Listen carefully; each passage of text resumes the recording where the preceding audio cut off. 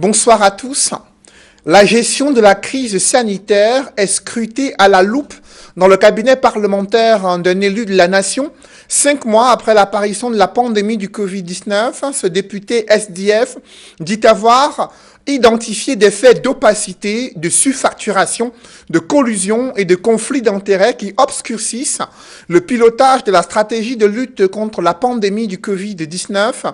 Il note également ce farouche opposant. Il multiplie des révélations fracassantes après ses propres enquêtes sur les zones d'ombre de la gestion de la crise sanitaire au Cameroun. Réélu pour la 3e fois député, il doit également faire face à une vague de critiques sur l'ambiguïté des positions politiques du SDF. En pleine crise anglophone, son bastion électoral dans le nord-ouest et le sud-ouest a basculé dans les rangs du parti au pouvoir, en dépit des contestations électorales, ne disposant plus de groupe parlementaire à l'Assemblée nationale et essuyant une contre-performance à la dernière élection présidentielle. Le SDF est-il en train de jouer sa survie dans un paysage politique où d'autres leaders imposent une nouvelle donne? Ce député, président régional du SDF pour le littoral, joue-t-il son rôle à travers ses enquêtes à charge contre les pouvoirs publics? Quel est son regard sur les crises multiformes décriées à travers la gouvernance au Cameroun? Ce soir, c'est l'heure de vérité pour l'honorable Jean-Michel Nitieux, député SDF d'Ouvry-Est et également président régional du SDF pour le littoral. Honorable député, bonsoir. Bonsoir. Merci d'avoir accepté notre invitation ce soir. Merci de m'avoir invité. Et sur ce plateau, avec nous, honorable député Jean-Michel Nitieux, je suis en compagnie de Jonathan Babila. Good evening, Jonathan. Bonsoir, Cédric. Good evening, dear viewers. Thank you for joining us on this edition of La Vérité en face. Good evening, honorable. Bonsoir. Et juste à côté de Jonathan, Duval Fangwa. Bonsoir, Duval. Bonsoir, Cédric. Bonsoir à l'invité, l'honorable Nitieux. Bonsoir. Et bonsoir, téléspectateurs d'Equinox Télévision. Honorable Jean-Michel Nitieux, depuis quelques semaines, vous vous illustrez à travers des enquêtes que vous avez menées sur la gestion de la crise sanitaire. J'aimerais partager avec vous ces derniers chiffres, dernières statistiques concernant l'évolution de la pandémie au Cameroun.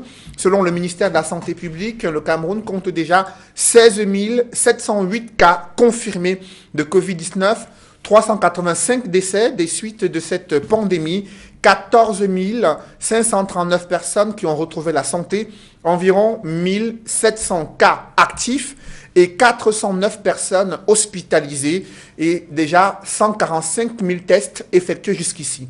À la lumière de ces données, honorable Jean-Michel Nitieux, pensez-vous que l'évolution de la pandémie, du moins la situation épidémiologique, est maîtrisée, comme l'a indiqué plusieurs fois le gouvernement camerounais? La situation est loin d'être maîtrisée.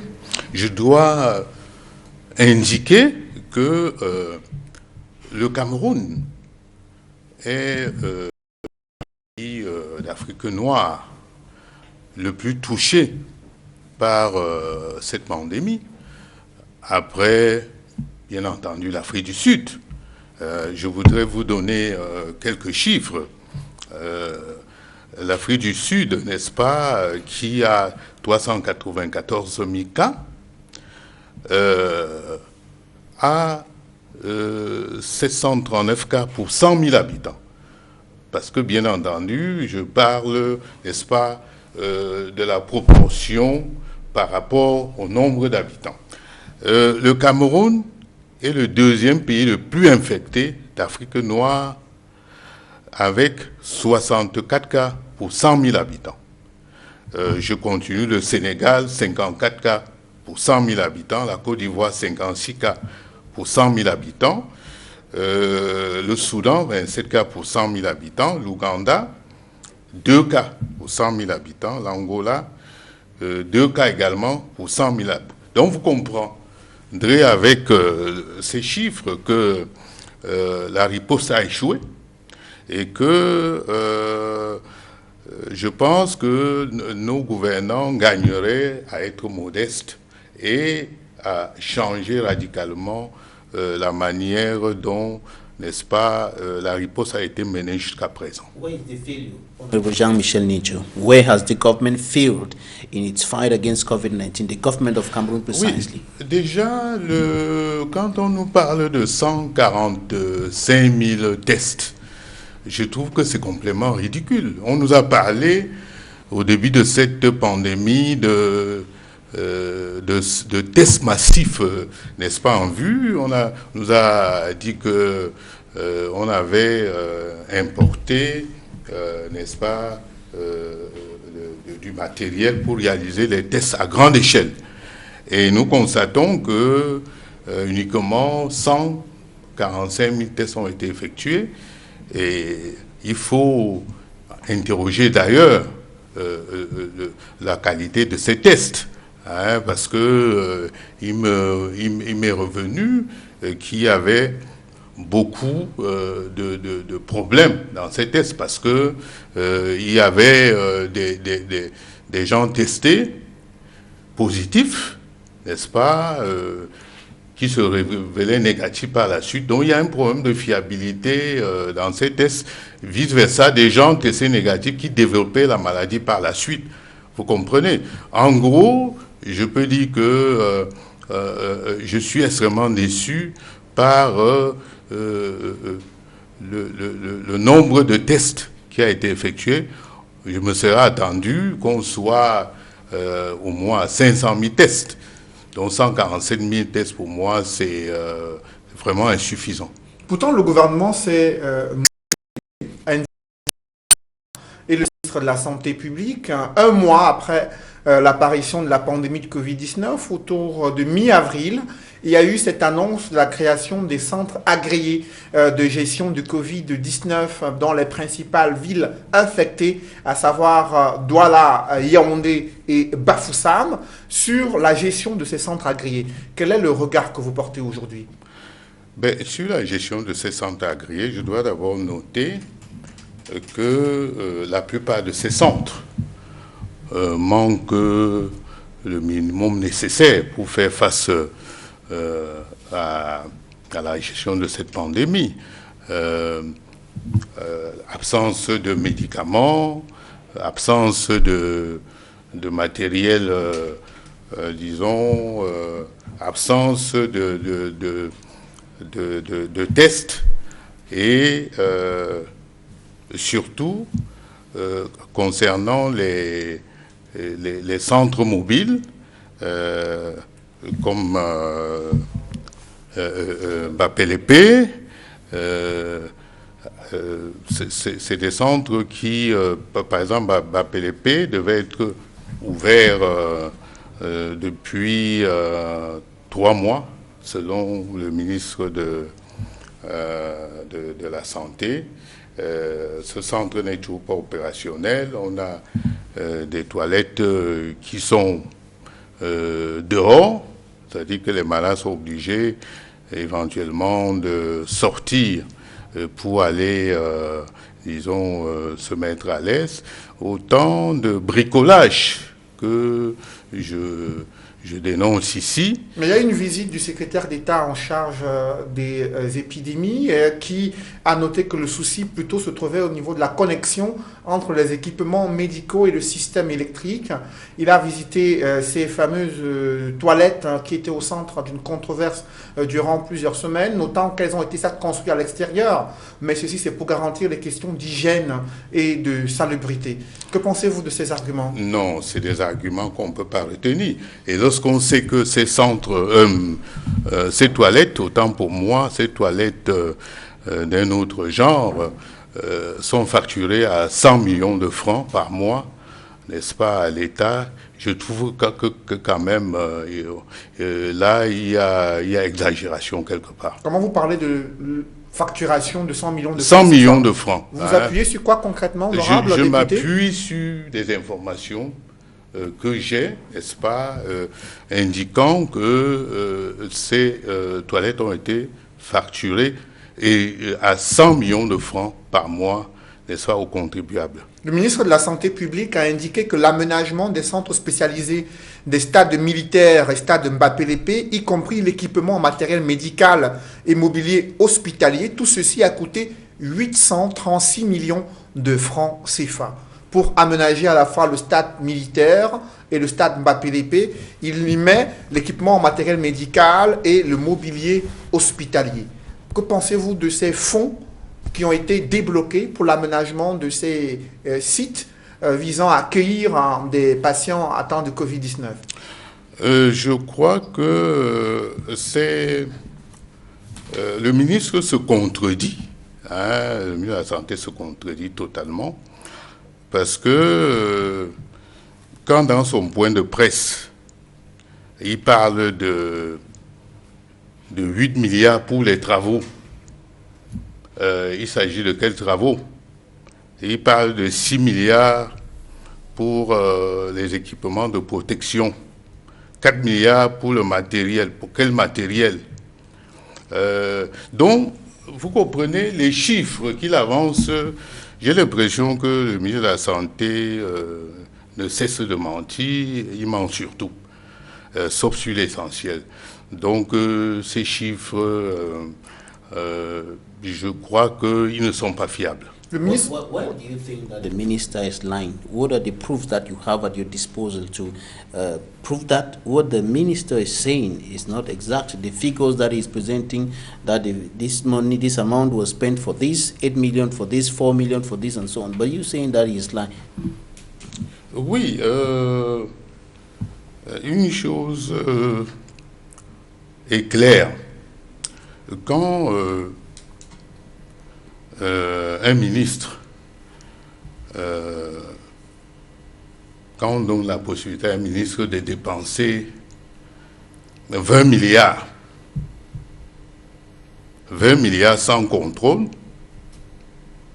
20 milliards dépensés de gré à gré, sans aucun appel d'offres, avec un mercurial stratosphérique,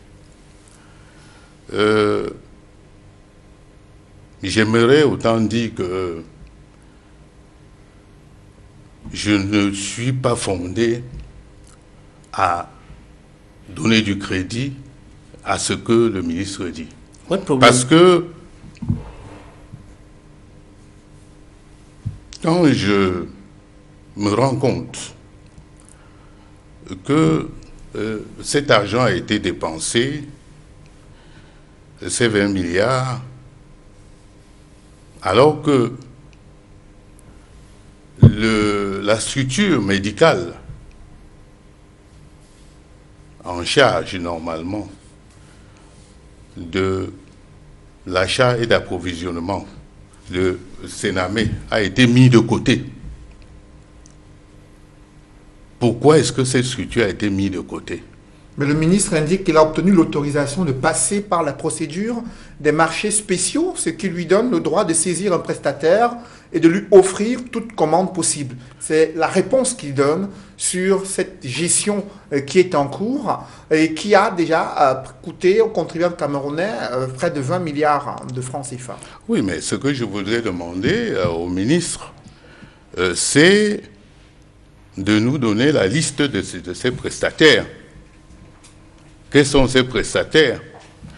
Deuxièmement, que le ministre, je veux dire la liste des adjudicataires. Deuxièmement, les bons de commande qui ont été, disons, délivrés à ces prestataires, les PV de réception, n'est-ce pas, des différentes prestations. Ça, c'est extrêmement important. Voilà. Honorable, what problem do you have with the award of COVID-19 contracts? What is the problem? Is it with those who are executing the contracts, the manner in which the contracts are awarded? Where is the problem? Mon problème, j'espère que je vous ai bien suivi, et excusez-moi de devoir m'exprimer en français. Go ahead, please. Mon problème, c'est que j'ai le sentiment que le ministre de la Santé profite de la détresse des Camerounais pour s'enrichir et enrichir la mafia qui se constitue autour de lui. Can you prove that? C'est simple à prouver. Je voudrais me limiter uniquement avec à cette affaire un peu rocambolesque du riz provenant du fonds de solidarité de Orca. Le ministre a prétendu que le riz avait été distribué, mais j'aimerais savoir si un jour, alors qu'on a fait venir plusieurs fois des journalistes pour couvrir des cérémonies banales de distribution de seaux maçons, est-ce qu'on vous a invité pour couvrir, n'est-ce pas, la distribution de dons de riz d'Orca? Le ministre de la Santé publique a publié des communiqués dans lesquels il fait savoir que ces sacs de riz ont été transférés dans les différentes régions du Cameroun et transmis aux gouverneurs de région pour que ces autorités puissent les distribuer aux populations les plus défavorisées. Le ministre a transféré le riz, c'est ce qu'il indique, mais j'ai la preuve que ce riz, une bonne partie de ce riz a été vendu à des particuliers à Douala et à Yaoundé. Est-ce que ça, c'est de la faute du ministre, alors que lui, il indique clairement dans ses communiqués qu'il y a eu une distribution, une répartition à travers les 10 régions du Cameroun? Est-ce que pour vous, c'est le ministre qui aurait ordonné il n'y a eu aucune traçabilité dans la gestion de ce fonds de solidarité. Je parle de riz, je peux parler d'autre chose parce que... Non, restons sur le riz pour comprendre un peu concrètement comment ça s'est passé. Vous dites qu'à Douala et Yaoundé, il y a eu des ventes de ce qui a été donné gratuitement au gouvernement camerounais dans l'optique de venir en aide aux populations face à la pandémie de Covid-19? Oui. Comment est-ce que cela a été fait concrètement? Le ministre prétend que le riz a été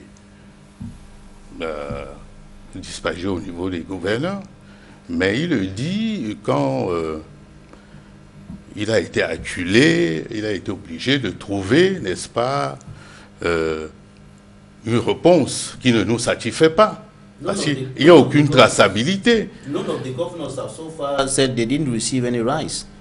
Mais quel gouverneur a confirmé avoir reçu le riz? Et nous voudrions savoir, n'est-ce pas, comment ce riz a été acheminé jusqu'au gouverneur et ce que les gouverneurs ont fait de ce riz. Who sold the rice? Who sold the rice, Honorable? You said some people sold the rice to individuals. Who sold the rice? Pour l'instant, je réserve cette réponse, n'est-ce pas, à une éventuelle commission d'enquête qui sera mise, parce que c'est ce que nous demandons. Vous êtes également dans vos enquêtes en train d'évoquer ce que vous avez appelé les fake malades qui existent dans les centres agréés Covid-19. De quoi il s'agit concrètement, honorable député? Il s'agit des malades imaginaires qui sont, disons, internés pendant 2 jours en simulant les symptômes, moyennant quoi on leur donne 600 000 francs pour les 2 jours passés, sachant que la prise en charge d'un malade coûte 300 000 francs par jour à l'État. Ces malades imaginaires n'est-ce pas, sont par la suite facturés pour la durée de la quarantaine, de la quatorzaine, 4 200 000. Je prends l'exemple de Yassa, où il y a à peu près, au total, 10 malades qui sont passés par là, et officiellement, dans les registres, on a enregistré 140 malades. Et qui étaient les autres au différentiel? Ben, les 130 autres malades. Les 140, c'est des malades imaginaires pour lesquels l'État a déboursé 300 000 fois 14 fois 140. Voilà les malades imaginaires. C'est pourquoi vous allez voir que le taux des malades qui se sont remis, n'est-ce pas, de la Covid, sont assez élevés, sans qu'on nous dise comment exactement ça s'est passé. Parce que le ministre lui-même reconnaît que le taux d'occupation des lits est faible dans les centres. Peut-être parce que les malades sont méfiants. Mais toujours est-il que les chiffres, n'est-ce pas, du ministre sont assez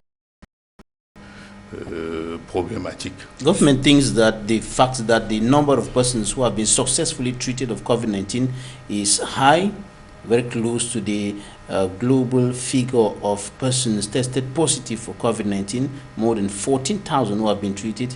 Government thinks that that's an indication that it is managing the pandemic well, it is succeeding in the management of the pandemic. Non, il y a une manipulation des chiffres dans un but de camoufler, n'est-ce pas, toute la mafia qui est organisée autour de la gestion de cette pandémie.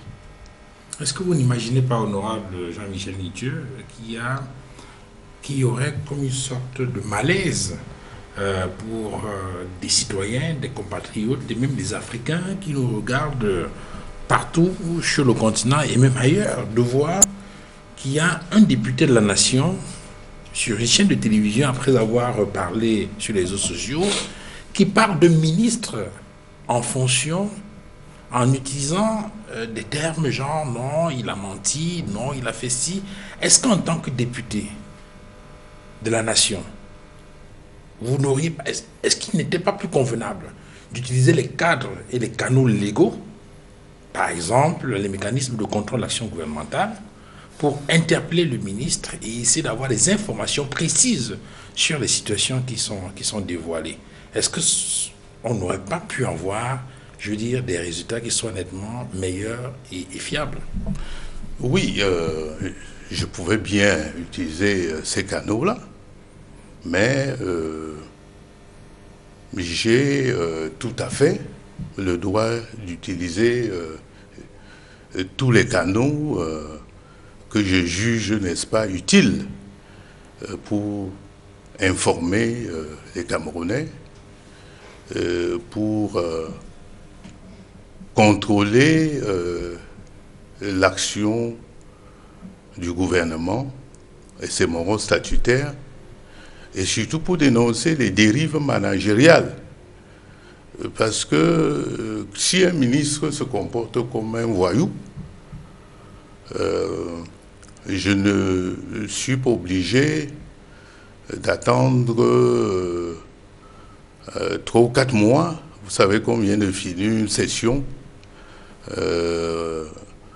pendant laquelle le ministre n'a pas daigné, n'est-ce pas, apparaître, alors qu'il avait l'occasion de le faire, parce que nous avons eu une plénière spéciale concernant la contribution de la médecine traditionnelle à l'offre de santé. Et parce que sur cette question, justement... Or, le ministre ne s'est fait représenter. Je dois dire que un gouvernement travaille à temps plein, et le député aussi. Je n'ai pas besoin d'attendre une session parlementaire pour dénoncer les manquements du gouvernement qui est en place, surtout qu'il y a des précédents. Vous savez, si j'ai fait de cette affaire une affaire personnelle, c'est parce qu'il s'agit de la santé des Camerounais. On sait que ce gouvernement nous a habitués à d'autres scandales, hein, pour ne parler que de la CAN, n'est-ce pas, que j'ai dénoncé en son temps, pour lequel, le scandale, j'ai eu même à initier des manifestations sévèrement réprimées, vous vous rappelez, parce que c'était une honte pour nous que la CAN ne soit pas organisée au Cameroun. Oui, ma question porte davantage sur... Donc, je suis dans mon rôle. Oui, c'est vrai que vous êtes fondé d'utiliser tous les canaux que voilà. vous... et donc, mais en tant que député, ça aurait peut-être été nettement meilleur de voir qu'un député utilise justement ces mécanismes-là. Je ne peux pas... Vous savez, nous sommes... et je dois le rappeler... Et si ça s'avérait plus tard que c'est un problème de communication, nous sommes, écoutez, nous sommes en dictature. Nous sommes en dictature. Et je veux que mon action soit efficace. Parce que je ne peux pas aller m'enfermer dans une assemblée pratiquement monocolore où le parti au pouvoir s'est attribué frauduleusement une majorité obèse, où nous ne disposons même plus de groupe parlementaire à cause de la fraude électorale et de la crise dans le Nord-Ouest. Je ne peux pas aller m'enfermer dans cet espace-là parce que je veux utiliser les canaux habituels. Mais vous êtes député, vous avez été élu. Et voilà, ça ne m'empêche pas d'utiliser cette voie-là. Je vous rappelle que je suis l'un des députés, n'est-ce pas, qui envoie le plus grand nombre de questions orales au gouvernement. Et je vous rappelle d'ailleurs... Est-ce que dans le cas d'espèce, il y a eu une interpellation précise du ministre de la Santé à laquelle il n'a pas daigné répondre? Dans le cas précis de la gestion du Covid, est-ce que vous avez utilisé... Je veux dire, c'est parce qu'il faut que je vous explique comment fonctionne l'Assemblée. Le député, en tout cas, peut interpeller le ministre à travers les questions orales. Quand on dit questions orales, en réalité, c'est des questions écrites. Et ces questions sont envoyées au niveau de l'Assemblée, reçues par la conférence des présidents. Et par la suite, elles peuvent être programmées, n'est-ce pas, au bon vouloir du président de l'Assemblée. Et je vous rappelle que j'ai vécu des expériences assez malheureuses où j'avais interpellé des membres du gouvernement sur des sujets précis. Et quand mes questions étaient programmées, elles étaient sans objet parce que ce n'était plus d'actualité. Ça, c'est des manœuvres que nous connaissons au niveau de l'Assemblée. Parce que dans le cas précis, avec votre permission, Cédric, Vous savez que le ministre de la Santé a réagi aux plaintes, je veux dire, à vos doléances. Le 17 dernier, alors qu'il inaugurait, il était à Ibolova, dans le cadre de ses activités, il a été interpellé par des confrères, je crois, de mutation, et il a répondu en indiquant qu'il ne comprenait pas pourquoi un député de la nation l'interpellait à travers les réseaux sociaux, alors qu'il y avait... Il sait très bien que un député ne peut pas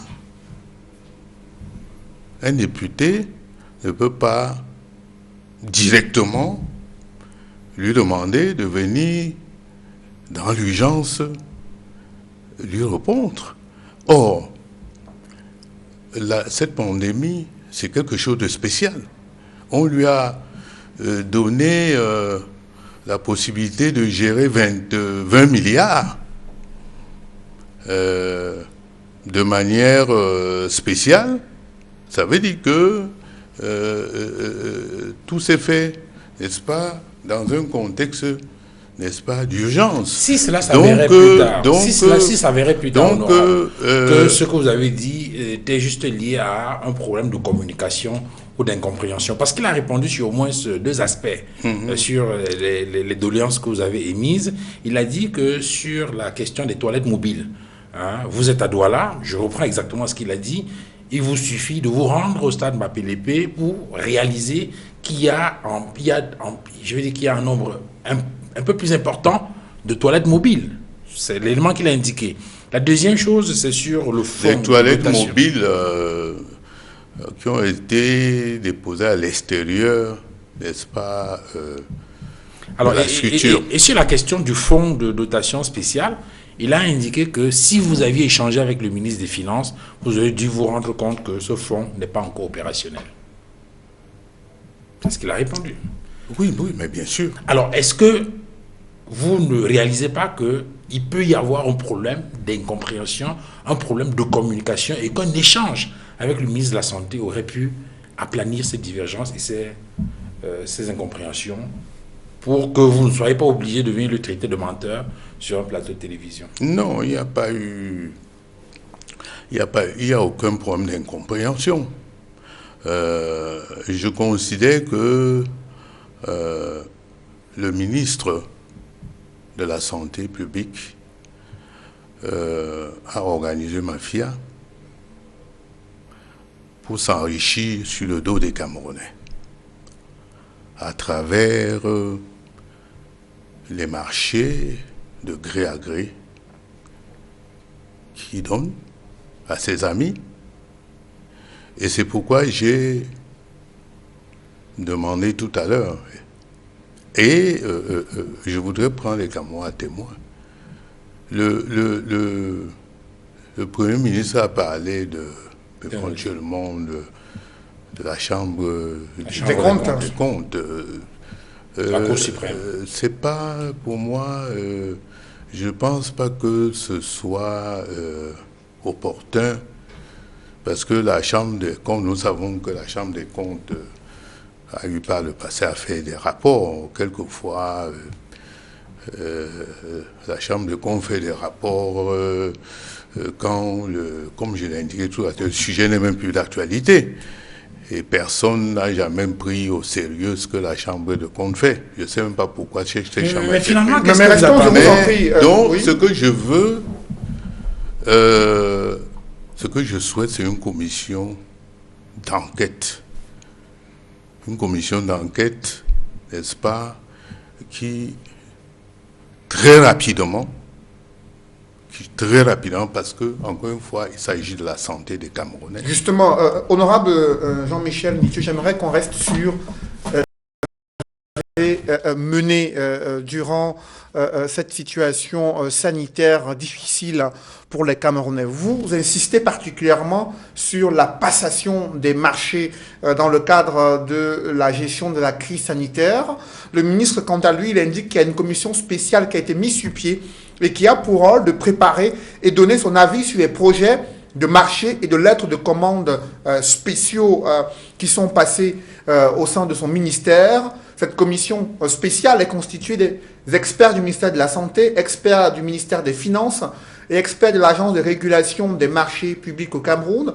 La mise en place d'une telle commission est-elle rassurante pour vous pour garantir la transparence dans la gestion des commandes, des bons de commande publics effectués dans le cadre de cette gestion de la crise sanitaire?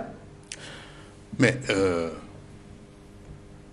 Monsieur Noufélé, vous savez que il y a tout un gouvernement en prison. Et quand nous avons dénoncé, n'est-ce pas, le dérive managérial, on nous a toujours expliqué que tout se fait normalement selon les bonnes procédures. Mais ça n'a pas empêché que par la suite, on nous donne raison. On envoie ces ministres en prison. Vous comprenez? Donc, ce que le ministre de la Santé raconte, c'est comme un disque rayé. J'ai déjà entendu. Hein, je crois tout simplement que le ministre de la Santé, s'il n'a rien à se reprocher, et je voudrais d'ailleurs l'interpeller, parce qu'il a fait un point de presse.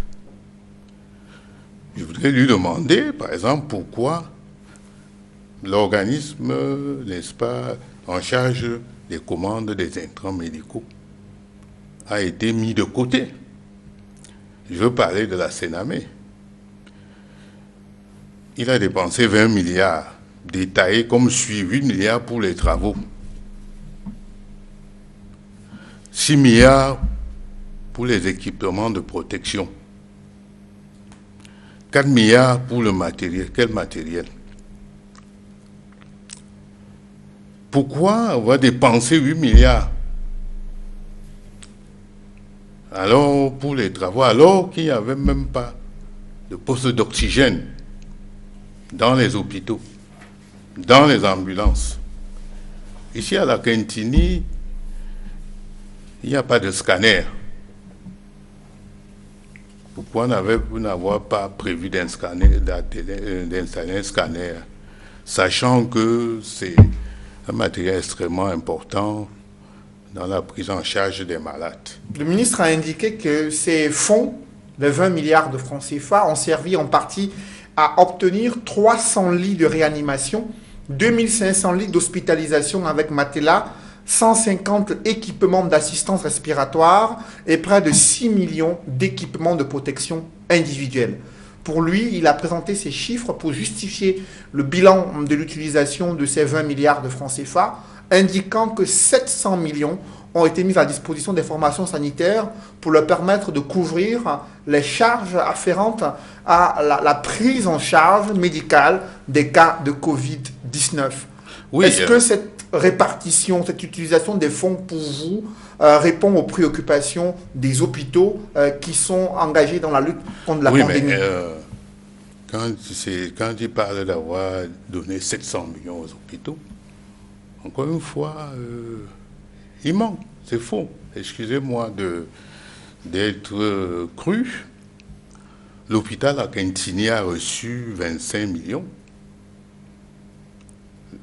L'hôpital de Yassa, 15 millions. L'hôpital Gérard de Douala, 20 millions. Et c'est pratiquement les mêmes montants qui ont été dispatchés à Yaoundé. Et Yaoundé et Douala, c'est les plus grandes métropoles du Cameroun. Et quand tu additionnes ces montants, ça n'atteint même pas 100 millions. Donc, il y a véritablement un problème dans les chiffres que le ministre donne. Peut-être ces chiffres du ministre de la Santé correspondent à d'autres lignes budgétaires que vous n'avez pas intégrées dans votre enquête? Mais c'est pourquoi nous demandons qu'une commission d'enquête fasse la lumière sur la gestion de ces pandémies. Comme je le dis, je le répète, il s'agit de la santé des Camerounais. Si nous avons toléré les dérives dans la gestion d'autres événements, comme je le dis, comme la CAN. Les Camerounais ont été plus ou moins... il y a eu une certaine passivité. On n'a pas réagi à la hauteur, n'est-ce pas, de ce qu'on devait faire face à ce genre de scandale. Quand quelque chose touche la santé des Camerounais, parce que la Covid, la pandémie Covid, ça touche tout le monde.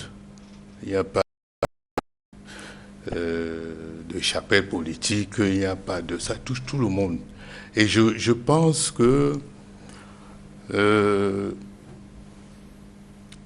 il faut être criminel pour profiter, n'est-ce pas, pour essayer de profiter, n'est-ce pas, de la détresse des Camerounais. Honorable Jean-Michel Nitieux, pourquoi la mercuriale pratiquée dans le cadre de la passation de ces marchés spéciaux vous pose problème? Vous savez, la mercuriale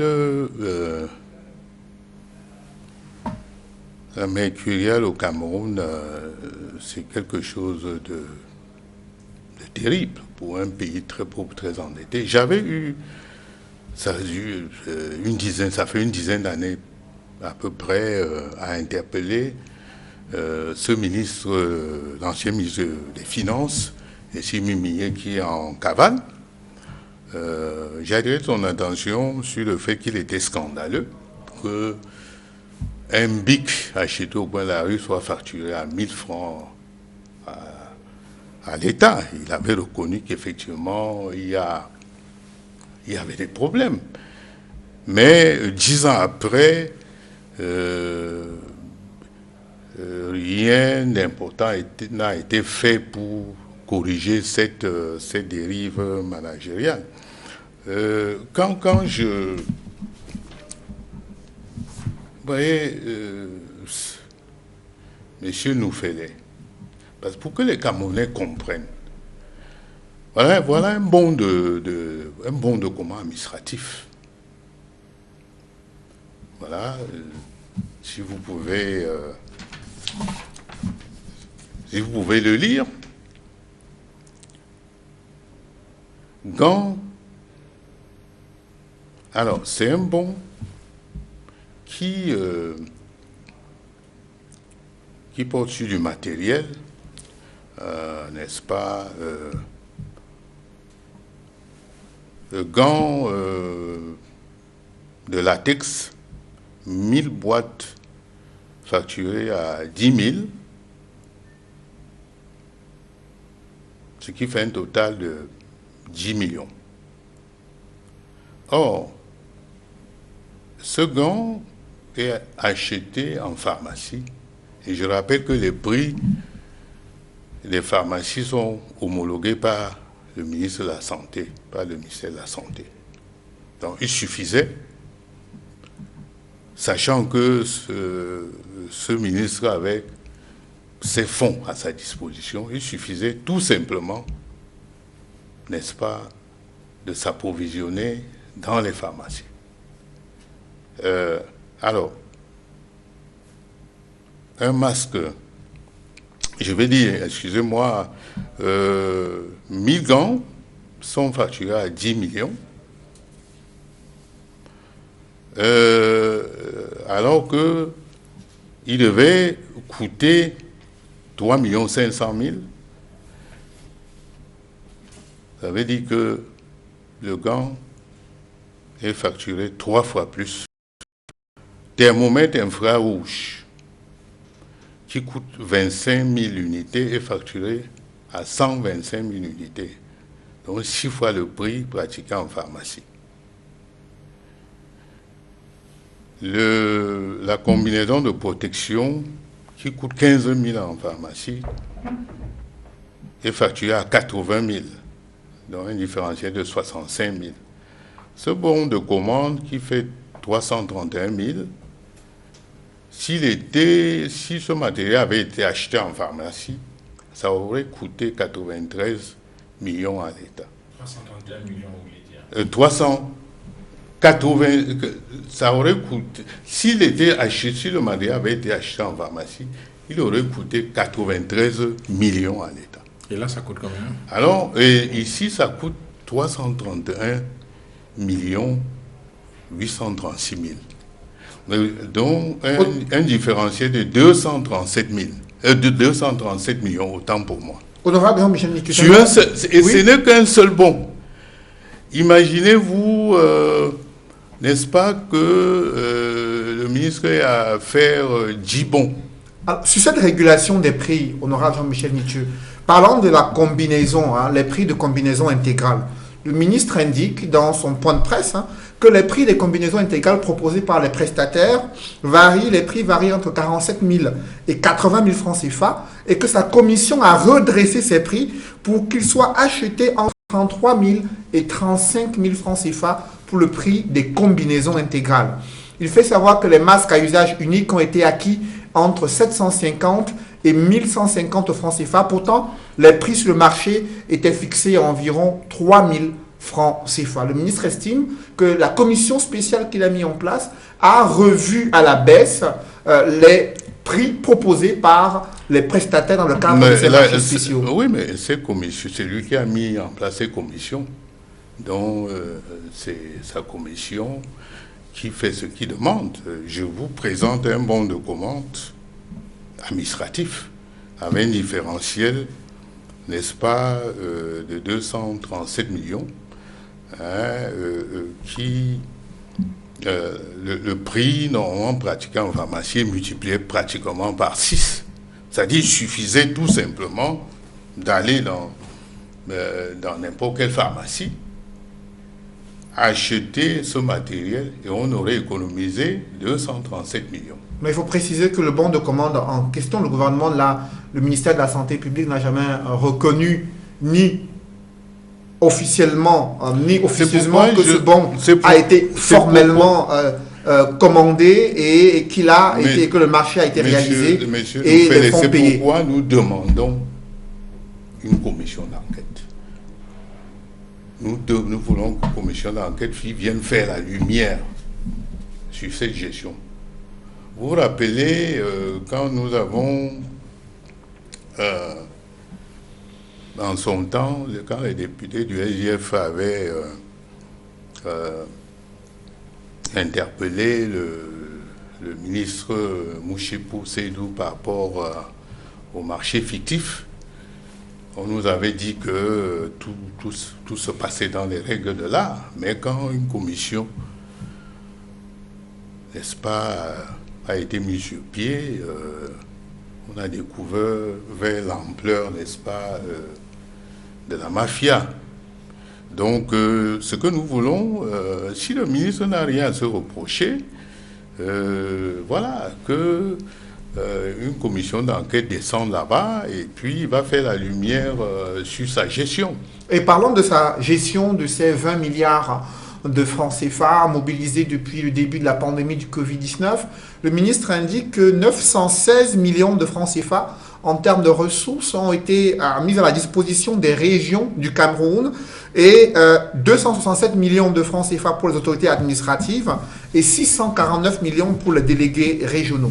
Est-ce que vous comprenez les raisons pour lesquelles 216 millions de francs CFA sont octroyés aux autorités administratives dans les régions du Cameroun en pleine crise sanitaire? Mais je ne comprends pas.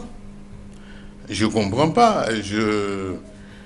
Les gouverneurs ont un budget pour assurer, n'est-ce pas, leur mission régalienne. Moi, je ne comprends pas pourquoi on avait à leur donner, n'est-ce pas, des fonds supplémentaires. Est-ce que la crise sanitaire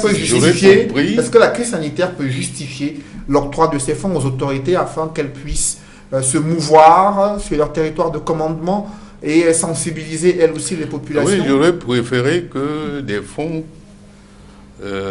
comme ceux-là soient donnés en appui aux efforts, par exemple, des naturopathes comme Cléda et d'autres, pour leur apport, n'est-ce pas, dans la stratégie de riposte. Je ne sais pas, en réalité, ce que les gouverneurs ils avaient à jouer précisément dans le plan de riposte de cette pandémie. J'ai l'impression que le ministre de la Santé a voulu faire plaisir à ses complètement irrationnel.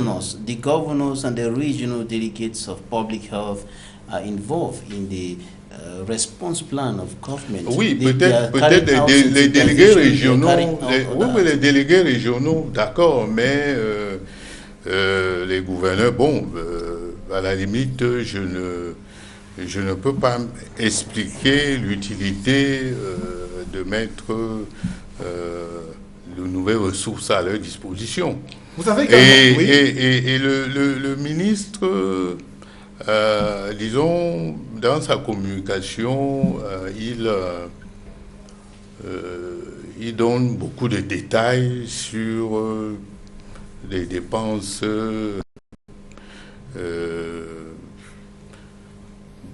que je dirais périphériques, mais il faut qu'il explique ce qu'il a. C'est-à-dire que quand il parle de 8 milliards pour les travaux, quels travaux? Les 6 milliards équipements de protection. Mais il y a la construction des unités d'isolement. Il a indiqué dans les villes de Bertois, Ngaoundéré, Garoua, Ebolova, Mandjou, Douala. Et un point également à l'aéroport d'Nsimalène, à Yaoundé. Il fait savoir qu'il y a eu la rénovation, la réhabilitation et l'extension de certains pavillons dans les hôpitaux général de Douala, général de Yaoundé, hôpital central de Yaoundé et l'hôpital Jamo à Yaoundé, qui ont coûté près de 1,745 milliard de francs CFA. Et pour les unités d'isolement, il parle de près de 2 milliards de francs CFA construites à travers les principales villes du Cameroun. Est-ce que ces données, ces détails-là, vous rassurent sur l'utilisation de ces fonds? Pas du tout. Pourquoi? Pas du tout, parce que ça, c'est les chiffres que le ministre de la Santé donne. Et je crois que comme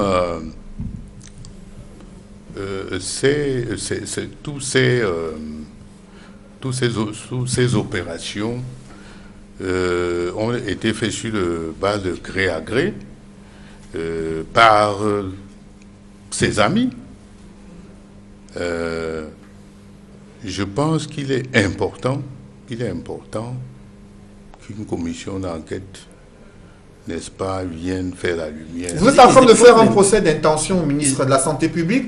Il a réagi entre la ligne à vos propos. Il indique que ces enquêtes menées par l'honorable Jean-Michel Nitieux sont des polémiques qui éloignent la communauté nationale du principal problème, à savoir juguler la pandémie du Covid-19. Il précise que son souci, c'est de respecter les règles d'éthique, de transparence et de bonne gouvernance dans la gestion des fonds dédiés à la crise sanitaire. Pour vous, enquête polémique, inutile, qui éloignerait les Camerounais du problème de fond, selon le ministre de la Santé publique, à savoir juguler la pandémie de Covid-19, qui enregistre déjà près de 16 000 cas de personnes infectées par cette pandémie. Je crois que le ministre de la Santé a l'art des formules.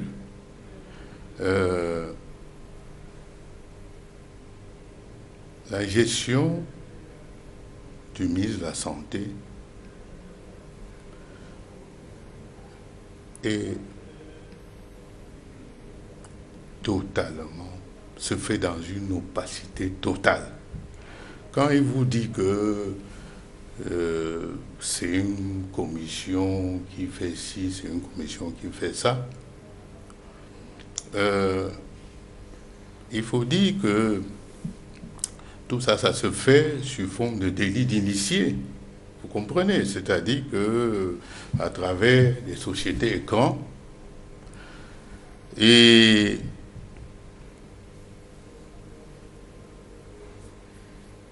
il y a une vidéo qui est devenue virale, qui parlait d'une maison acquise à Bastos au profit de ce ministre, et qui l'a amené à offrir, à donner l'exclusivité de la commande des tests et de tout le matériel. Ce sont des accusations graves, honorable député. Le ministre n'a jamais reconnu d'avoir offert à ses proches de telles facilités dans les procédures de passation des marchés spéciaux. Un ministre a le droit d'avoir un logement, quel que soit les quartiers résidentiels de Yaoundé. Qu'est-ce qui fait problème concrètement? La société Medellin médicale qui a été inaugurée en grande pompe par le ministre et qui a l'exclusivité de la commande en ce qui concerne l'ensemble du matériel concernant la COVID-19. Cette exclusivité peut être liée au fait que cette structure a les compétences, la surface financière et a présenté des atouts importants que le ministre de la Santé a jugé nécessaire de lui confier ces marchés-là. Avant l'avènement de la Covid, vous avez entendu parler de cette société? Mais honorable, vous à ceux qui peuvent avoir le sentiment qu'il y a un acharnement contre le ministre de la Santé. Il faut se rappeler qu'il y a 2 mois environ, vous avez appelé à la démission du ministre de la Santé publique. Maintenant, vous accusez le ministre d'un certain nombre de choses. Vous avez dit que c'est un menteur. Vous avez dit qu'il profite de la Covid pour se faire de l'argent. Maintenant, vous ajoutez, pour enfoncer le clou, qu'il y a une sorte de délit d'initié parce qu'il y a des sociétés écrans qu'il aurait créées. Tout à fait. Que répondez-vous à ceux qui pourraient penser qu'il y a un acharnement contre le ministre de la République? Oui, je m'acharnerai sur tous ceux qui profitent de la détresse des Camerounais pour s'enrichir. C'est un acharnement, j'assume. Les accusations peuvent être gratuites, sans fondement, honorable député. Au regard des éléments mis à la disposition du public par le ministre de la Santé publique.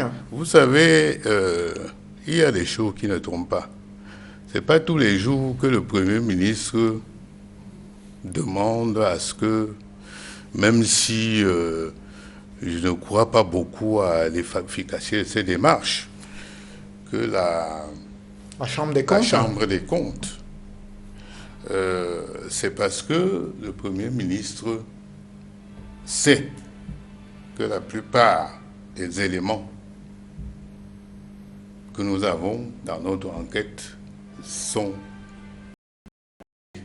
Voilà, donc je dis, je ne peux pas en dire plus. J'ai demandé une commission d'enquête et je tiens des éléments factuels à la disposition, n'est-ce pas? Et si rien n'est fait, je vais faire une autre sortie pour être plus précis.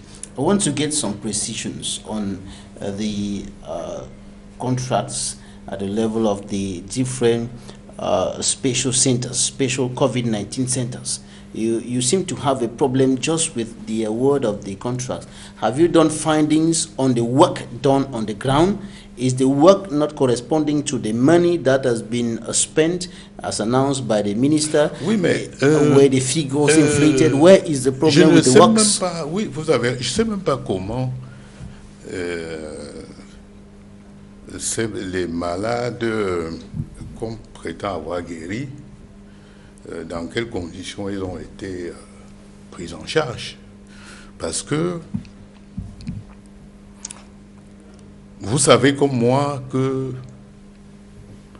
contrairement aux affirmations du ministre de la Santé, les tests ne sont pas gratuits. Et les tests sont même insuffisants. Les tests sont même insuffisants. Au point où on est en train de vouloir recourir aux tests. Bon, c'est des aspects techniques que je ne maîtrise pas bien, mais qui ne rencontrent pas beaucoup l'assentiment des spécialistes parce qu'ils pensent que ces tests ne sont fiables qu'à 50%. Yes, that's about Dans the les, test, dans les special hôpitaux, COVID-19 dans les centers. hôpitaux où je suis passé, il y a de manière chronique manque de médicaments, de chloroquine, de ce médicament, ce protocole, ce médicament associé au azithromycine, Azithromycine. n'est-ce pas? Vous savez qu'il y a par exemple les médecins qui sont morts pour avoir voulu protéger, sauver les Camerounais. Les médecins n'ont pas le minimum nécessaire pour se protéger eux-mêmes. Yes, but that's about the protection of health personnel. Donc, that's de another manière problem. générale, About the test, that's another problem. But the establishment of special COVID-19 centers, there's a huge chunk of the 20 billion francs CFA that was awarded that. Have you done findings at the level of the Mbapelepe Stadium, for example, the center there, the military stadium in Yaoundé, and the others? The work done, is it not corresponding to the amount of money announced by the minister? I think 8 billion francs CFA or so.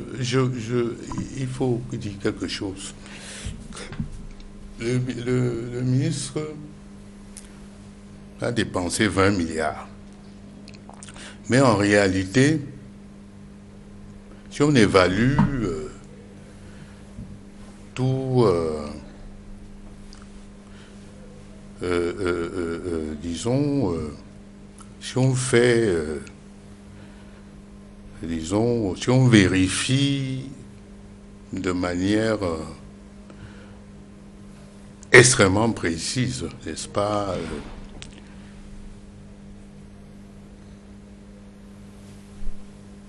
toutes ces dépenses qui ont été faites, on va se rendre compte que, en réalité, il n'a pas dépensé plus de 5 milliards pour faire tout ce qu'il prétend avoir fait. Donc il y a eu non seulement surfacturation, c'est pourquoi j'ai demandé tout à l'heure que le ministre puisse rendre public les procès-verbaux de réception de ces différentes commandes. Est-ce que quand on nous dit que le stade Mbapelepe a été aménagé à coût de 1 milliard, je ne sais plus combien. Mbapelepe et stade militaire ont coûté environ 700 millions de francs CFA. Voilà. Quand vous allez à Mbapelepe, vous pensez que ce qu'il y a là comme équipement, ça a coûté ce montant? Quand vous allez, c'est plus grave encore au stade militaire. Donc, je crois que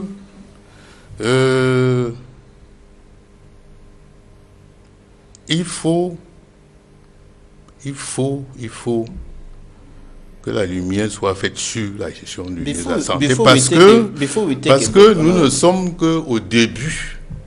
Nous ne savons pas combien de temps cette pandémie, qui a terrassé même les plus grands pays du monde, qui met en émoi toute la planète. Nous ne savons pas combien de temps ça va durer. C'est pourquoi before we take nous a break, tirons, Honorable, nous tirons la sonnette d'alarme. you seem to be painting everything black as far as the management of COVID-19 Parce by que government is tout est concerned. noir. But the Minister of Public Health indicates that the figures of COVID-19 are stabilizing. They are no longer rising as before, which is an indication that, according to him, government is managing this thing well. Those Mais figures, the figures were rising at the high speed at a certain moment, but now the figures are somehow stable.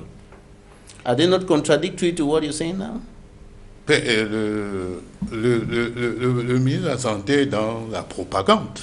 Parce que les chiffres que j'ai montrent plutôt que le Cameroun, n'est-ce pas, a échoué dans sa plan de riposte. Je vous ai indiqué que le Cameroun, disons, est plus touché que le Nigeria, par exemple, hein, qui est à côté de nous, parce que le Nigeria, si on tient compte du nombre d'habitants, est à 32 malades par 100 000 habitants, alors que le Cameroun a 66 000. Vous comprenez? Donc nous avons... Et puis, le fait qu'on ait renoncé à organiser cette compétition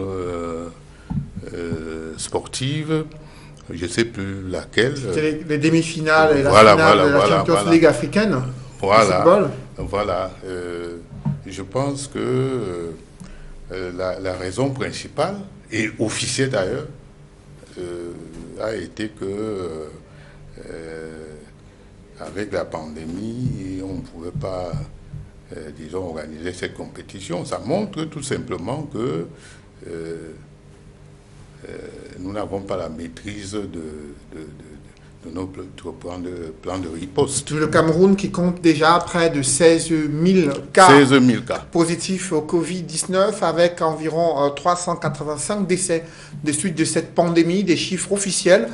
Messieurs, honorable Jean-Michel Nitieux et messieurs Duval Fangwa et Jonathan Babila, je vous invite à observer une pause dans cette émission, une courte pause, et après on revient pour poursuivre l'entretien avec l'honorable député Jean-Michel Nitieux, député SDF d'Overy-Est et président régional du SDF pour le littoral.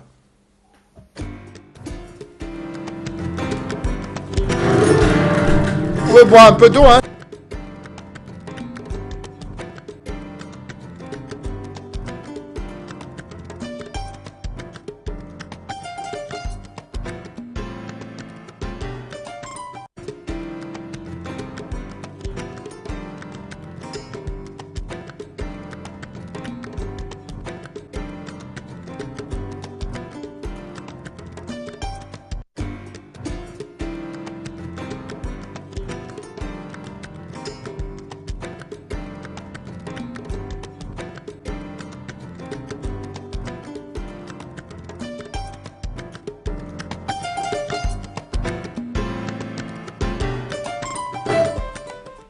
Si vous nous rejoignez à l'instant, vous suivez La Vérité en face sur Equinox en télévision. Invité ce soir, l'honorable député Jean-Michel Nitieux, député SDF Avory-Est, également président régional du SDF pour le littoral.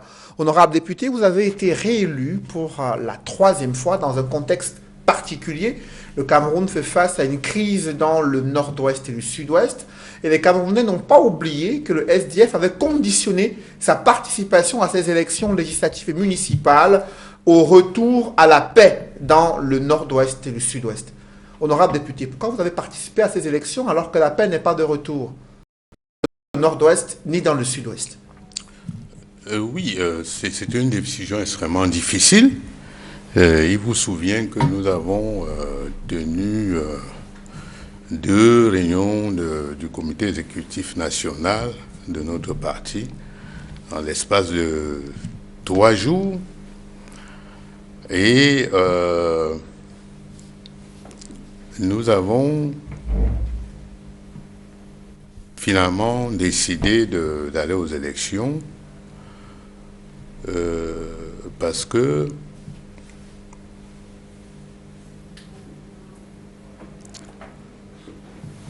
on nous a donné les assurances que tout allait être fait sur le plan sécuritaire pour que les élections se tiennent normalement. Deuxièmement, nous étions un peu prisonniers de nos textes qui nous interdisaient de ne pas aller aux élections et qu'il fallait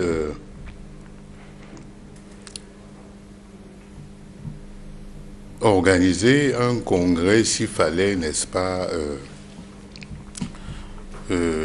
violer ces dispositions parce qu'elle a été... c'est une résolution qui a été prise au Congrès, c'est-à-dire celle de ne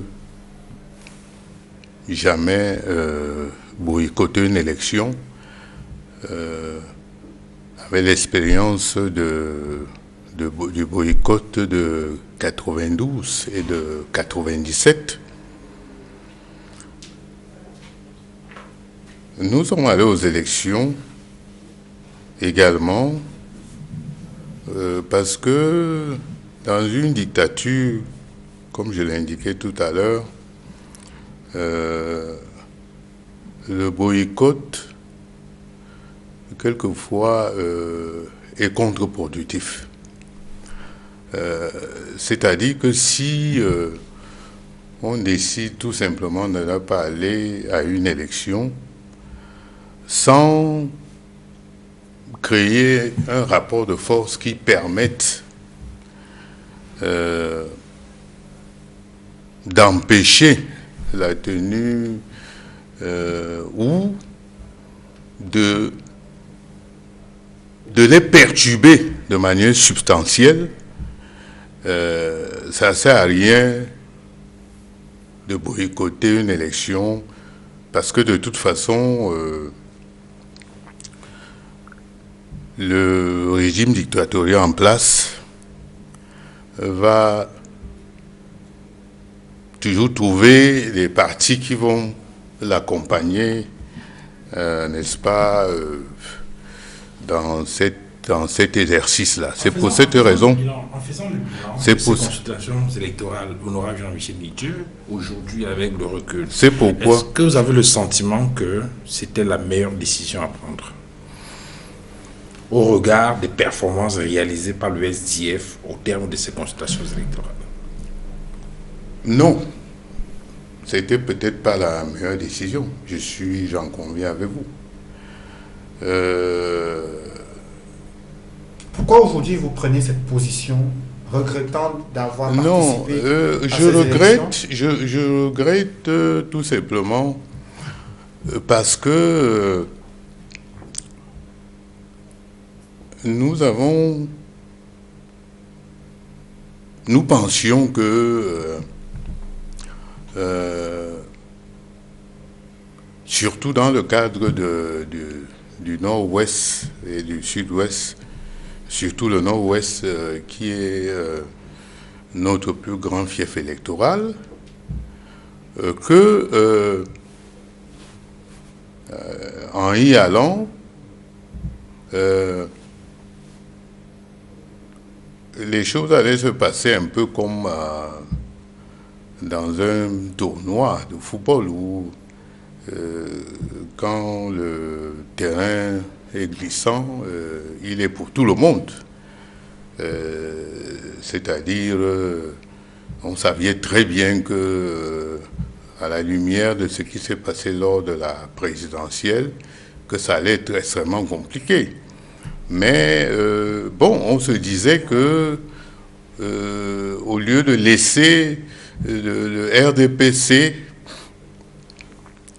y aller seul, parce que vous savez que pratiquement dans le Nord-Ouest, le RDPC est le seul parti, pratiquement dans toutes les circonscriptions, qui fait face au SDF. C'est-à-dire qu'en décidant de ne pas y aller, on livrait le Nord-Ouest sur tapis vers le RDPC. Donc nous nous sommes dit que ça, c'était peut-être pas ma position, mais j'assume, n'est-ce pas, les décisions prises par mon parti. Quelle aurait été votre stratégie dans le cadre de cette situation, vous savez, dans le nord-ouest et le sud-ouest, je vais vous par dire, rapport au gouvernement? je vais vous dire, après cette élection, et avec ce qui s'est passé, j'ai proposé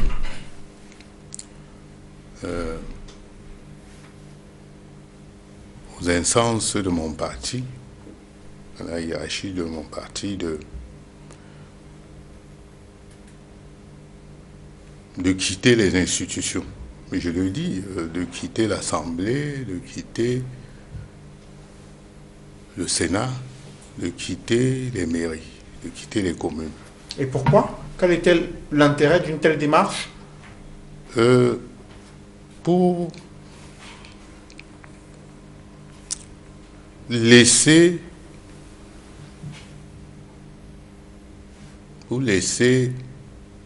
le régime en place, pour laisser le RDPC, n'est-ce pas, puisque tel a été toujours son souhait,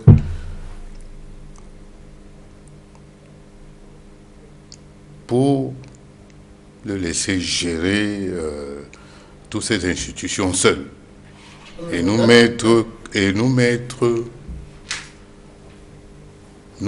de côté et entrer dans une autre logique, parce que estimant que la logique institutionnelle qui a sous-tendu notre démarche jusqu'à là avait montré ses limites.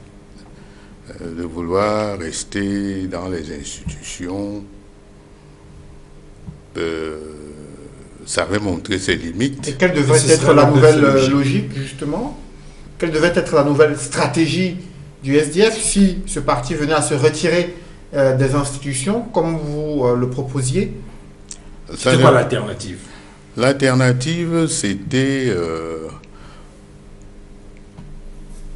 de mobiliser, de créer un électrochoc. Parce que si on quittait les institutions, ça allait créer un électrochoc. Surtout que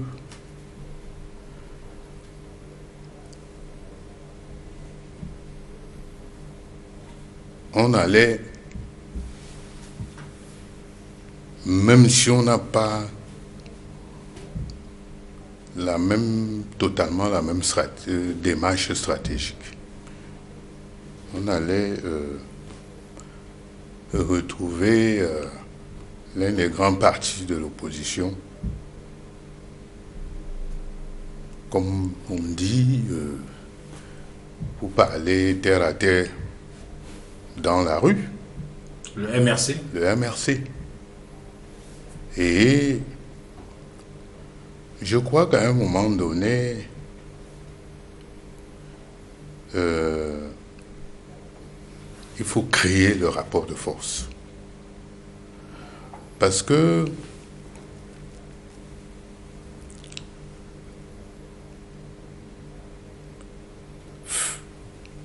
rester dans les institutions, même sachant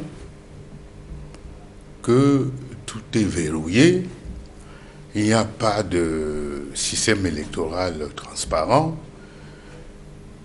Il n'y a pas quand je parle de système électoral, je parle de l'organe en charge, je parle de la façon dont les choses se déroulent. Je parle même pour aller loin, même de l'institution qui valide les élections. Je pense que tout cela, toutes ces institutions sont verrouillées par le système, par le régime dictatorial en place. Et quels sont les arguments que vos camarades Et je crois que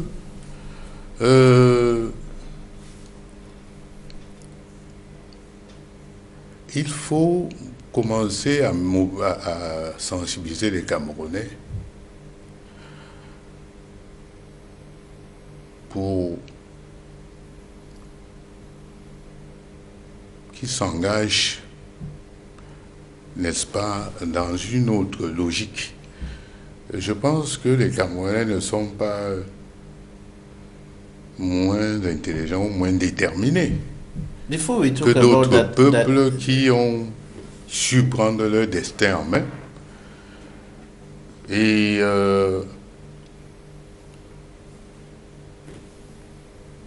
cette posture d'être dans les institutions alors que on ne j'allais dire on ne peut pas faire bouger les lignes. Je vous en prie, honorable député Jean-Michel Nitieux, est-ce que vous êtes en train de faire un aveu que l'opposition qui a été élue au Parlement est incapable de pouvoir amener le changement au niveau même de la création de ce rapport de force, au niveau des propositions de loi à même d'améliorer les conditions de vie des Camerounais? Oui, mais c'est ce que je dis. On est... je vais dire que on ne peut tout simplement absolument rien faire au Parlement. Que ce soit au Sénat, que ce soit à l'Assemblée. Tout à l'heure, vous me demandiez d'aller... Pourquoi je n'ai pas attendu ce fameux ministre-là pour lui poser ma question. Je doute très bien même que... même si j'avais choisi cette voie, je ne suis même pas sûr que ma question allait être programmée. And that is why you want the SDF to leave the parliament. But that idea of yours is in sharp contrast with the stance of the national chairman on this. He has been pressurized for the number of times that he has been kidnapped by some armed civilians in the northwest to ask the members of parliament and the senators to quit. And he says that will never happen. Oui,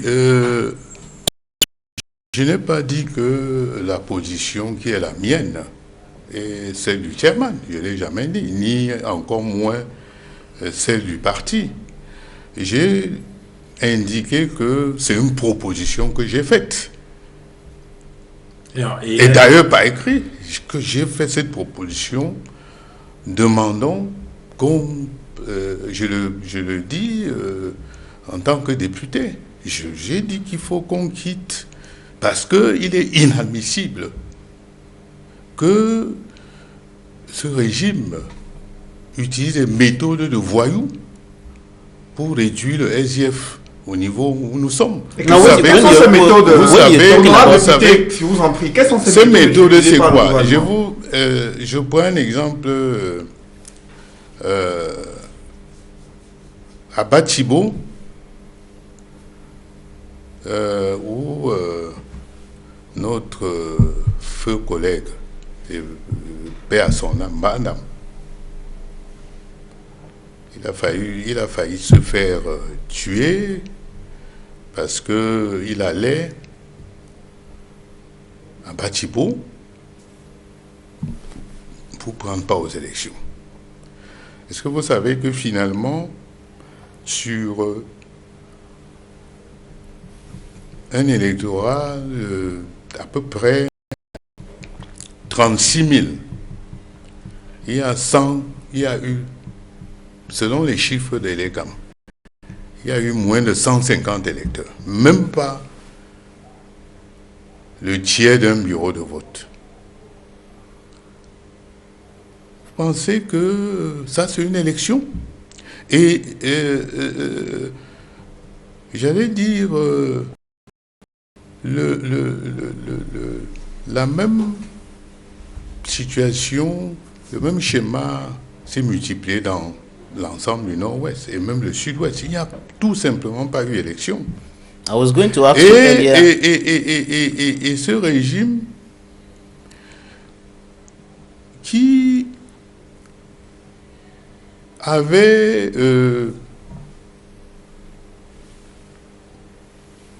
pris tous les engagements à faire en sorte que les choses se déroulent dans un contexte et un climat sécurisé, n'a absolument rien fait. Non seulement ils n'ont rien fait, mais quand on parle de méthode de voyous, ils n'ont pas hésité à valider une élection qui finalement n'avait pas eu lieu, parce qu'il n'y a pas eu élection. Ils n'ont pas hésité à s'accaparer de tous les députés du... Mais le SDF est allé au contentieux, il y a une reprise partielle dans certaines circonscriptions électorales du Nord-Ouest et du Sud-Ouest. On est allé au contentieux et le Conseil constitutionnel a annulé les élections. Certains de nos détracteurs ont même prétendu que c'était pour nous ménager un groupe. C'était méconnaître, n'est-ce pas, la roubladise et la malhonnêteté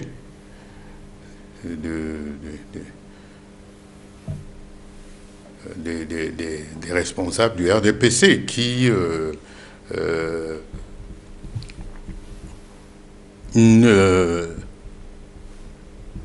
ne serait aucunement embarrassé d'avoir 180 députés sur 180. C'est pourquoi je parle d'une dictature. I was going Et to c'est ask pour you cette earlier, raison, Honorable, how the SDF was kicked out of his political stronghold in the Northwest region, but my path was just too narrow for me to push that question through. Now, you're talking about the manifestations and so on.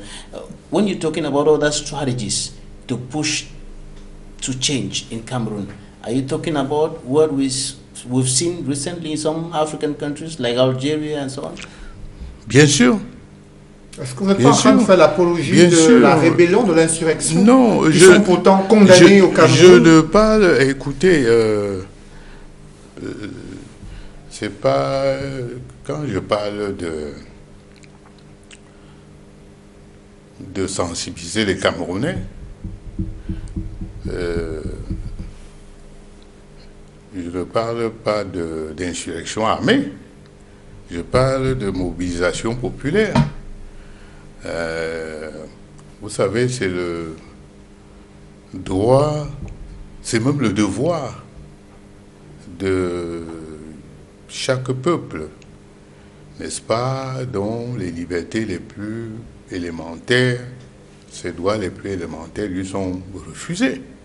C'est un devoir après l'indignation, de se révolter. Regardez ce qui se passe au Mali. Je crois que les Camerounais doivent comprendre que si n'acceptent pas de sacrifice, rien ne bougera. Ce régime est au bout du rouleau, mais si nous le faisons, il va se renouveler. Ce n'est pas ce que pensent des militants du RDPC. Ils tiennent à rappeler que leur champion, le président national et chef de l'État du Cameroun, a été réélu avec 71% des suffrages exprimés en sa faveur en octobre 2018. Que le chef de l'État est là et qu'il gouverne le Cameroun. Il a encore 5 ans à la tête du pays, nonobstant les crises liées à la situation sociopolitique dans le nord-ouest et le sud-ouest et les défis sécuritaires. Le chef de l'État est présent et il gouverne le Cameroun avec la contribution et la participation. Le discours des militants du parti au pouvoir face à vos appels de mobilisation des Camerounais. Qu'est-ce que vous en pensez? Ben, ils sont dans le propagande habituel. Quand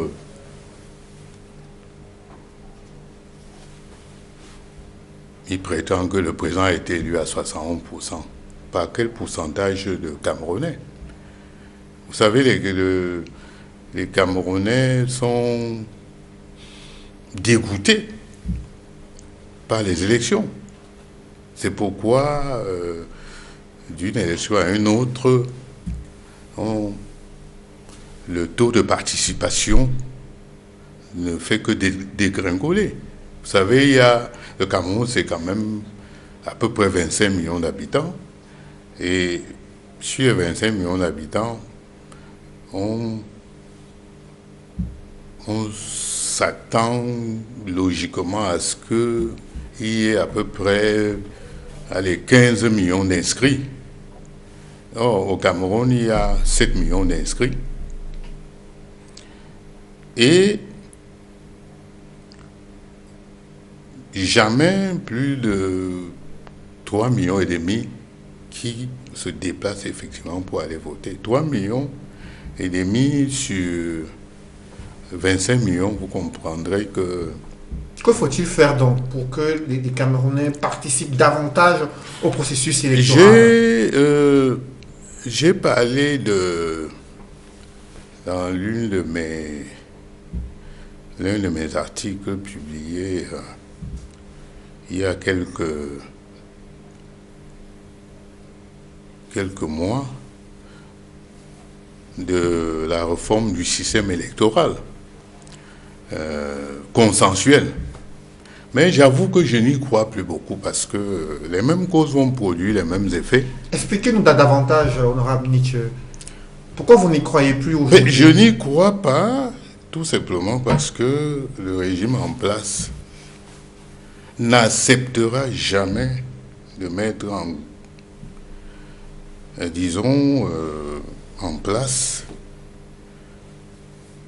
les conditions de sa chute.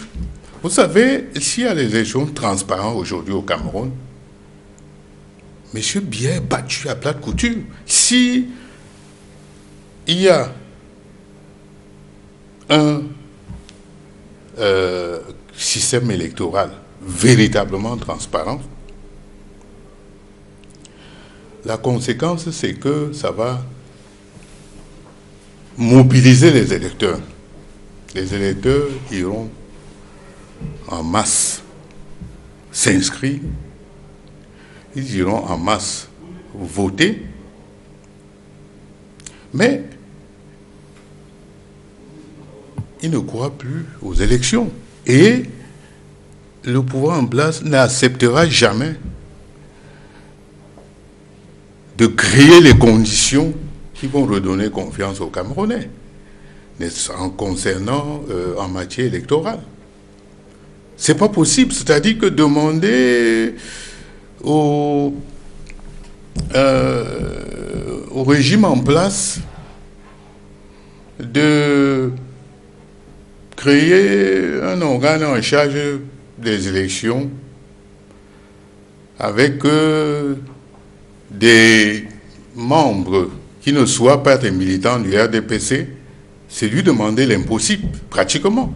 Vous savez que tous les militants, les membres de l'ECAM, c'est des militants du RDPC. Et nous avons dénoncé ça dès la création du RDPC. J'ai une correspondance ici extrêmement scandaleuse d'un responsable, d'un membre du conseil électoral de l'ECAM, le professeur Monda, qui a prétendu avoir démissionné du RDPC, mais qui en réalité n'a pas démissionné de ses convictions.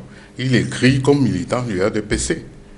Il a précisé qu'il s'adressait au coordonnateur du RDPC dans la région de l'Ouest, Oui. en tant qu'ancien député RDPC et membre du conseil électoral. Pourquoi est-ce que ça pose problème de rappeler son ancienne casquette?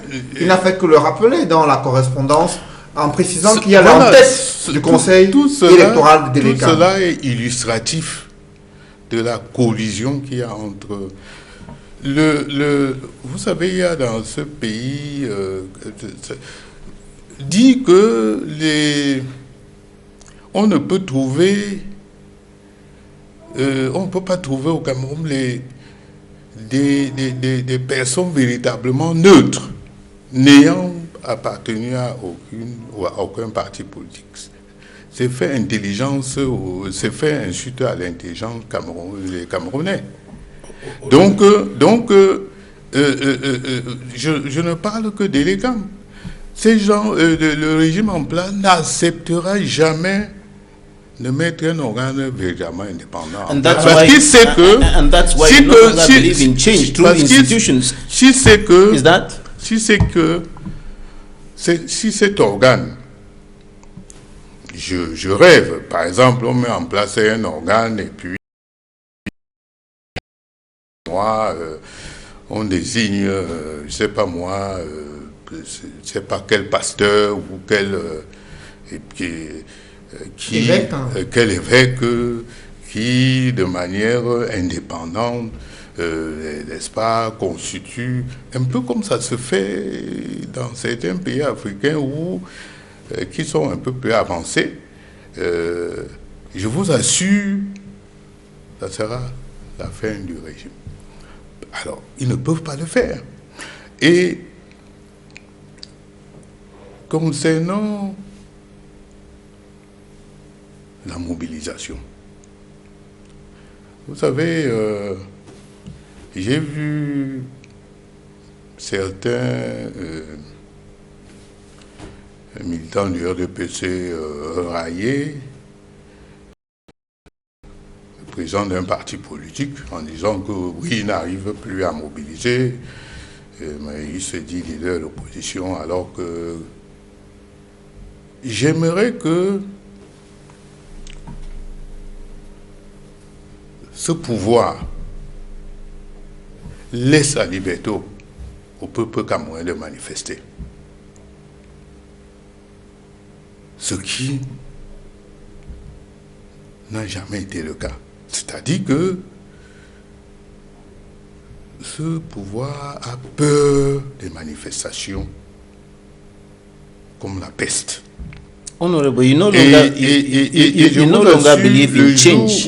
You no longer believe in change through the institutions, and that's why you're thinking about this other option, this other strategy that is already being implemented by other political parties of the opposition.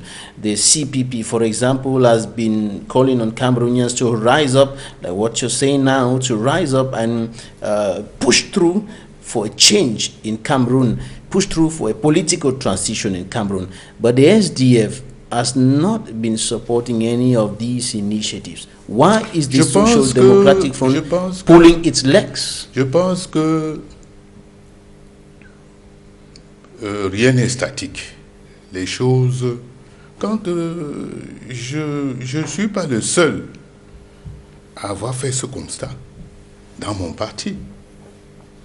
Quel constat? Le constat de ce que nous sommes dans une impasse, de ce qu'on n'obtiendra rien, on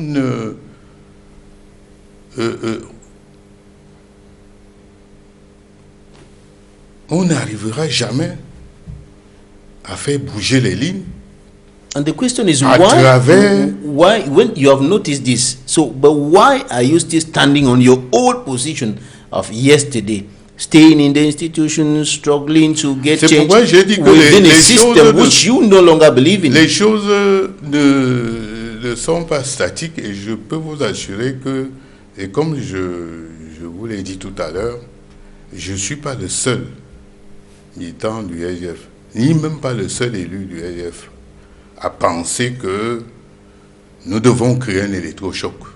Nous devons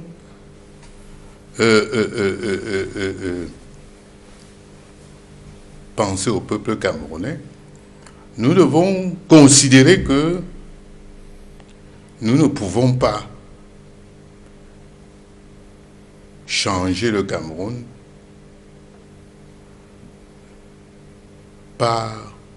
en comptant, n'est-ce pas,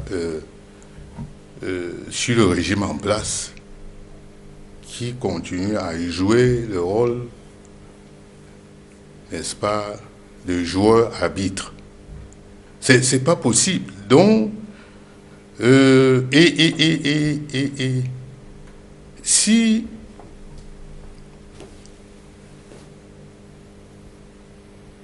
j'avais un temps pensé que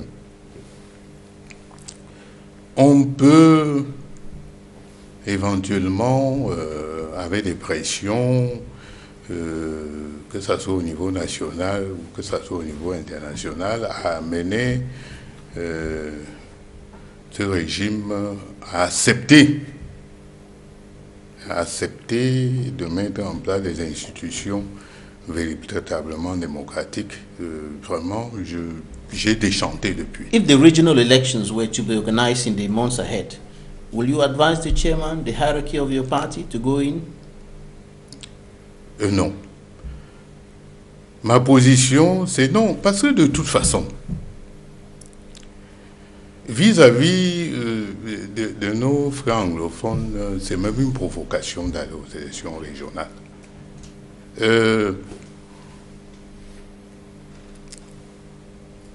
Aujourd'hui, nous sommes dans une situation où il faut, pour gagner les élections dans le Nord-Ouest, au minimum, qu'il y ait cessez-le-feu. Qui est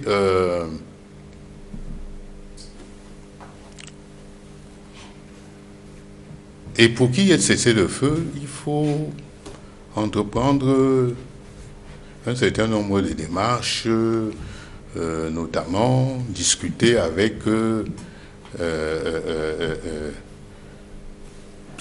les séparatistes et d'autres forces politiques. Si ceci n'est pas fait, la même mascarade va se répéter, celle qui a eu lieu en l'année dernière, lors des législatives. Oui, cette année, en février. Et cette fois, peut-être avec moins de résonance, parce qu'il n'y aura que les chefs traditionnels et les conseillers, ils n'auront pas. On va transporter les gens comme on l'avait fait lors des sénatoriales en 2018 par hélico. On va transporter les grands électeurs pour venir voter. Ça, c'est une fuite en avant du régime en place.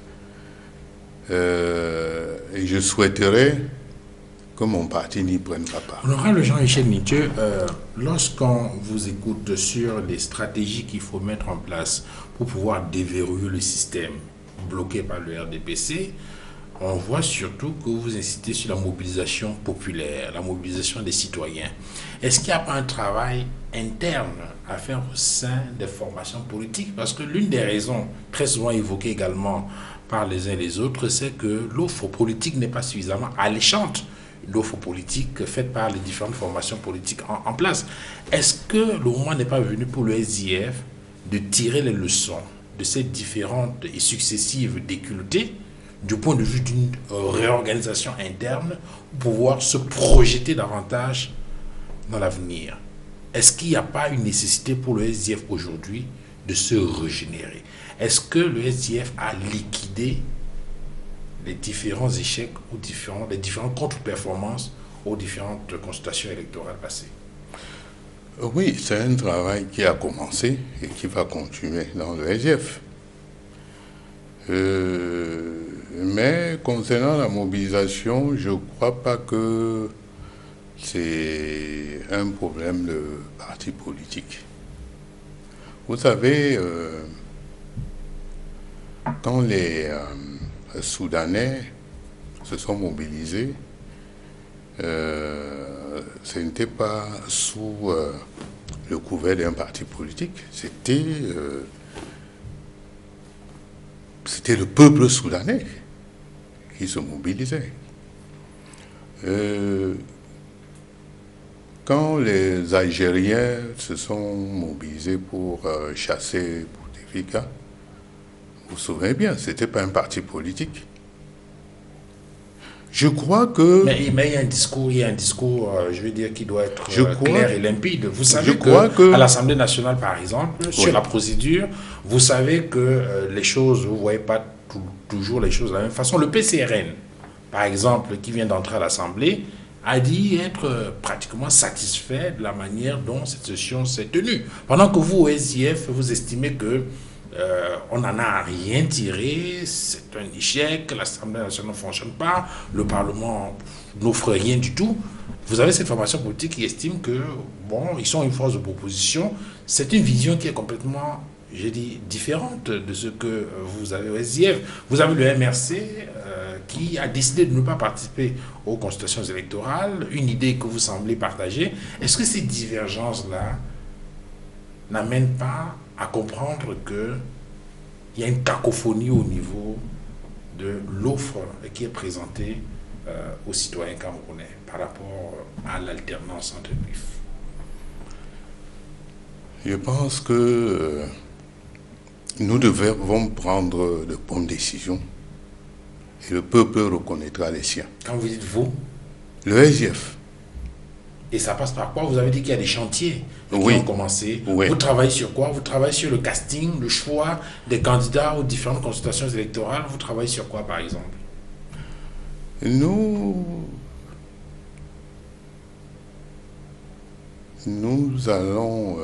sommes en train de mener une réflexion au sein du parti. Je ne voudrais pas m'étendre là-dessus.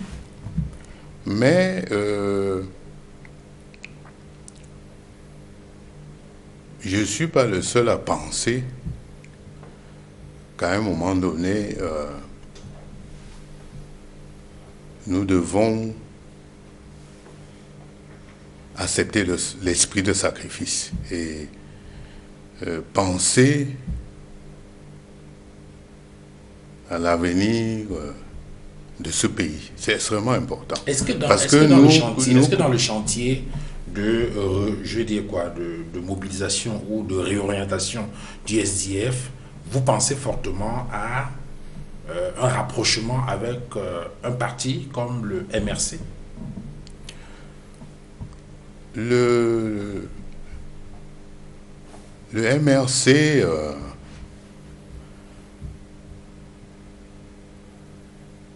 qui a boycotté les élections, mais qui, il faut le reconnaître, a une capacité de mobilisation. Je disais tout à l'heure que si aujourd'hui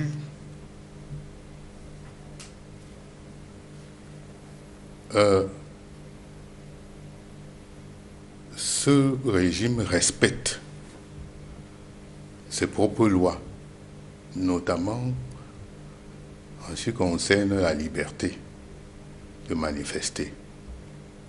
Je vous assure, la mobilisation qu'il y aura est telle que M. Biya entendra nos clameurs d'étudier. Et c'est pour cette raison que je crois qu'il faut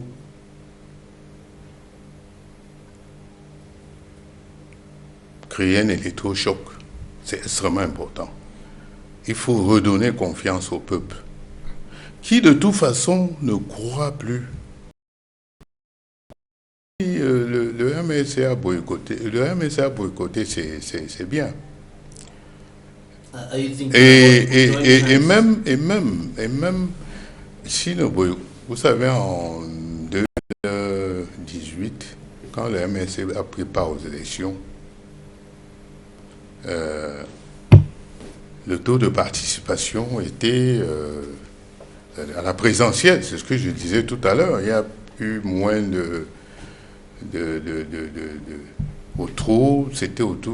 c'était moins de 50% en tout cas, même comme les statistiques officielles disent autre chose. Mais le MSC est dans une posture qui le rapproche plus de ce que j'appellerais le peuple de l'opposition souhaite aujourd'hui. Et je crois qu'il est important que nous puissions évoluer. Il y a des petites différences d'approche stratégique, mais si nous nous mettons d'accord sur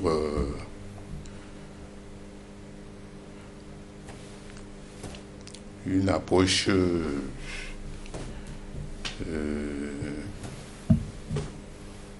minimale, et si on entend sur les choses fondamentales, je pense que ça peut faire bouger les lignes. Ça peut faire bouger les lignes, et je pense que l'opposition a le devoir de se mettre ensemble. C'est extrêmement important. L'opposition a le devoir de se mettre ensemble. Mais est-ce que cette opposition a tiré les leçons des multiples échecs des alliances qui avaient été nouées dans les années antérieures?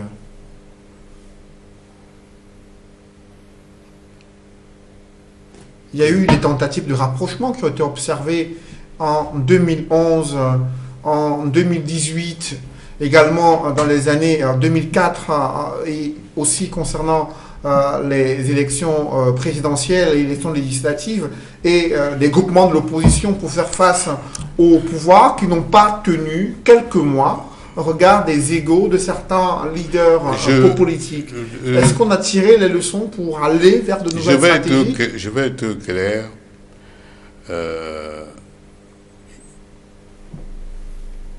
Ma conviction, c'est que cette union de l'opposition ne doit pas se faire autour, n'est-ce pas, d'une ambition ou d'une démarche pour aller aux élections. Ça ne sert à rien de dire que, bon, il faut que l'opposition se mette ensemble pour aller battre Biya, avec tous les tas que je viens de décrier. But why you are not doing that? Others are doing that. The G20 supporting President Paul Biya. Why you're hesitating to come together and go in a common front in an election? Others are doing that, forming what was called the G20 to support the head of state. Oui, ça c'est du passé, mais je dis encore une fois, ma conviction c'est que il faut redonner d'abord confiance aux Camerounais pour qu'ils se mobilisent, pour que, au minimum, cette mobilisation mette suffisamment de pression pour obtenir des institutions véritablement crédibles. C'est-à-dire que un système électoral véritablement crédible, avec un organe en charge d'élection crédible, qui n'est pas une excroissance du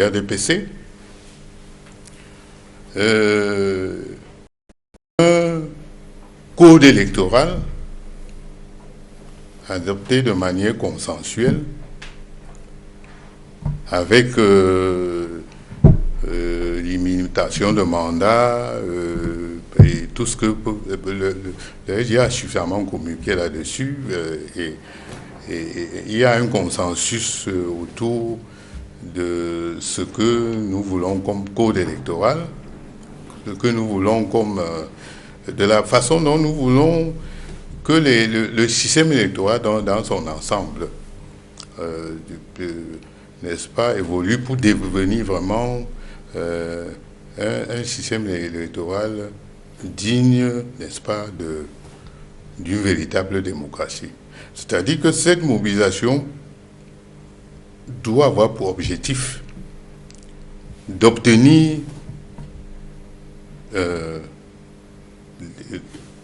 des règles du jeu électoral véritable. Il faut qu'on commence par là. Et ça ne peut pas se faire, n'est-ce pas, à travers une démarche institutionnelle. C'est-à-dire que nous sommes même quand nous étions 18, on avait un groupe parlementaire. Quand on a adopté, disons, la loi portant création de l'ECAM, et je vous assure, nous avions, je pense, et même le code électoral, nous avions pratiquement 200 amendements. Aucun amendement n'est passé. C'est-à-dire que pour caricaturer, le roman Band paix à son âme avait essayé de corriger une formulation juste pour que ça soit du bon anglais. Parce qu'il disait qu'en anglais, la traduction n'était pas bonne. On a débattu durant des heures pour finalement adopter la mauvaise formulation. Parce que à l'Assemblée, quand un texte arrive, il passe comme lettre à la poste. Même les députés du RDPC ne peuvent pas y changer une virgule. Et c'est pas quand les gens nous parlent de nous raillent dans la rue en disant que vous avez fait quelle proposition de loi, machin, tout ça. Même les députés du RDPC, dans l'histoire de l'Assemblée, n'ont jamais fait passer une proposition de loi. Même les députés du RDPC. Les députés du PCRN sont, eux, un peu plus joviaux, enthousiastes. Bon, je pense que c'est ce qu'on appelle zèle du néophyte. Peut-être ils vont comprendre, ils ne sont là que depuis 3 ou 4 mois, ou 5 mois. Je suis là depuis près de 15 ans. Le SGF est là depuis maintenant 23 ans. À l'Assemblée, nous avons l'expérience de l'Assemblée. Ils vont comprendre